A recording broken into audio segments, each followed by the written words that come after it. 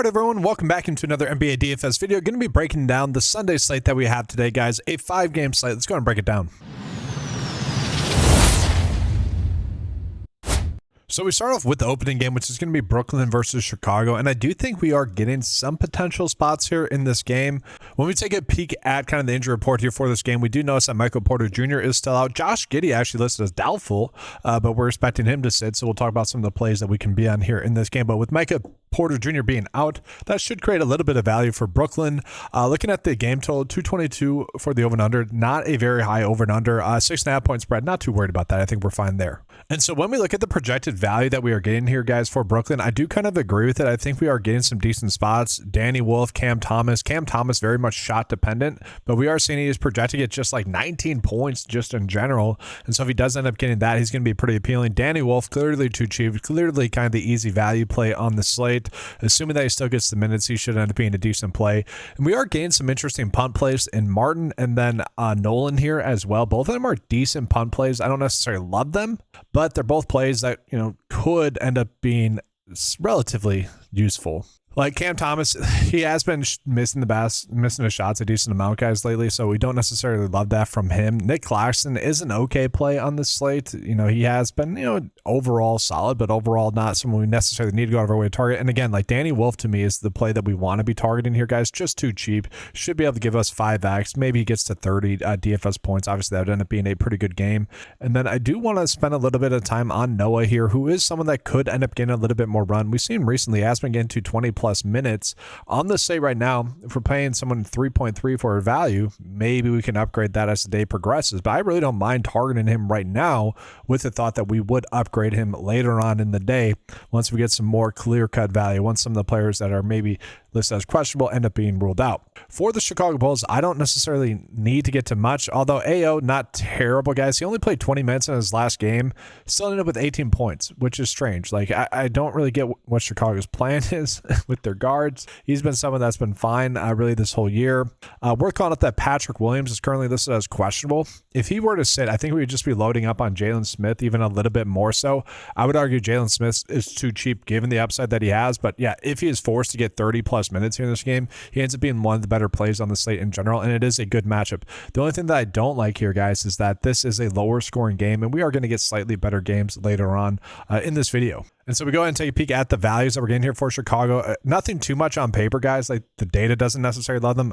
I do like Jalen Smith a decent amount, so just worth calling that out. And so, guys, let's jump into the next game here, which is going to be the Pelicans versus the Rockets. What we don't like about this game is the 13-point spread, and also both teams are getting healthier. Tari Eason could end up being active in this game, guys. Herbert Jones still out, Alvarado still out, but Bay is good to go. Fears starting there, so kind of tougher spots for both teams. Now, I will say the Pelicans are kind of fine. Like, I don't mind getting to Fears. I think Bay's a little bit too cheap. Derek Queen could really pop off, but really, as it sits right now, given the fact that everyone's healthy, I don't necessarily need to get to them. And then we look at the Rockets here, guys.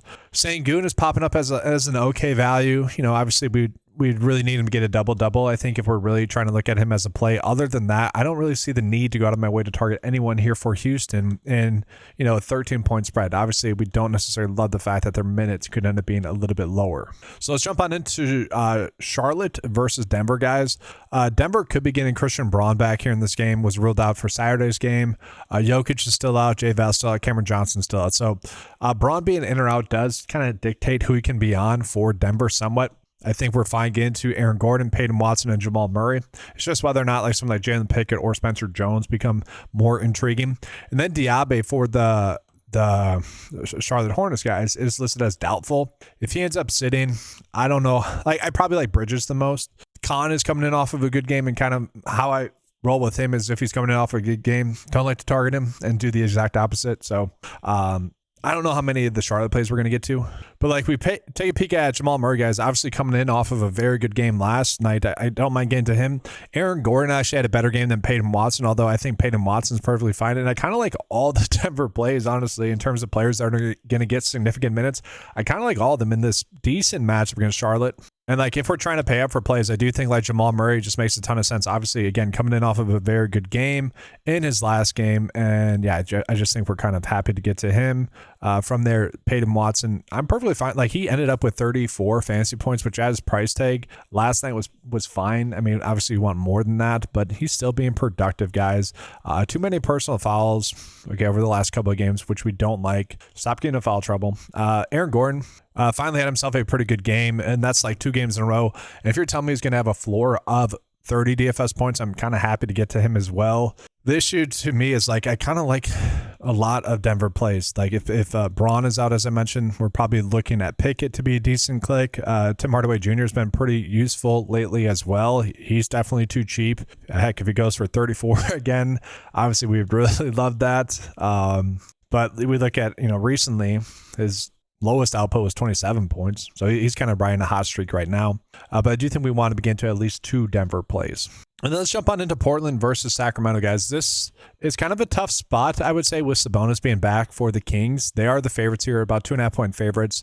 228.5 game total, not too high scoring, but not terrible.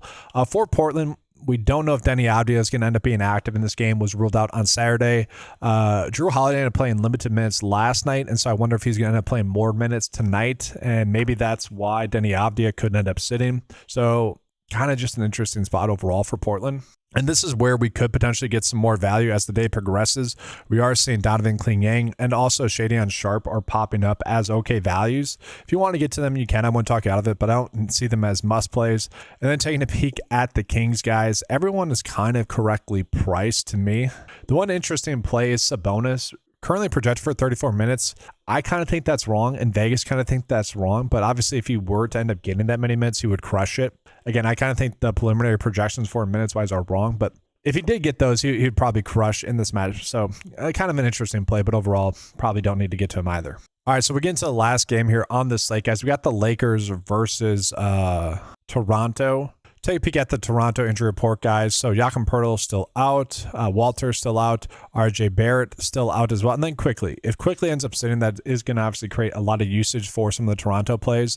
And then we look at the Lakers, guys. DeAndre Ayton and Luka Doncic ended up sitting on the front end of back-to-back yesterday. Kind of expect them to play.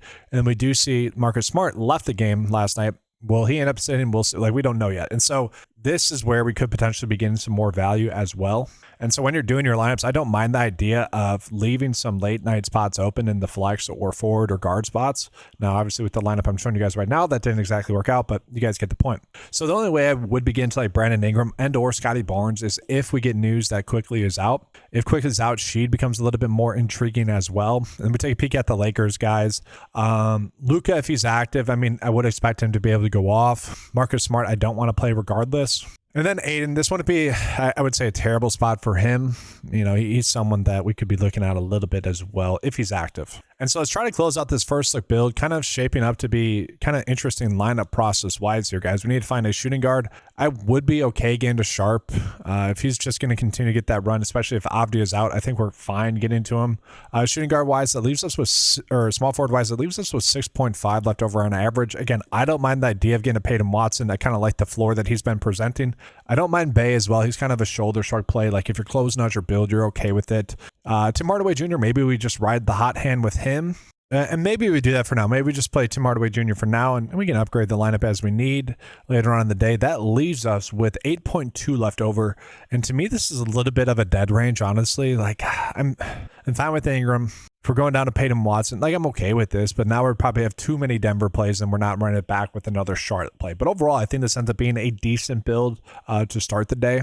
And then we'll compare that against what the 9-to-5 lineup builder was spitting out to us as some of the top builds, guys. Got to Jamal Murray, Marcus Smart. Again, I don't like Marcus Smart all too much. Then Larivia, interesting. Wolf, Clean-Yang, Nolan, Gordon, LeBron. So that makes sense. The next lineup a little bit interesting as well. AO, Sharp, Larivia, James, Gordon, Smart, Danny Wolf, and Clean-Yang. So it does like Clean-Yang a decent amount is what we're seeing there.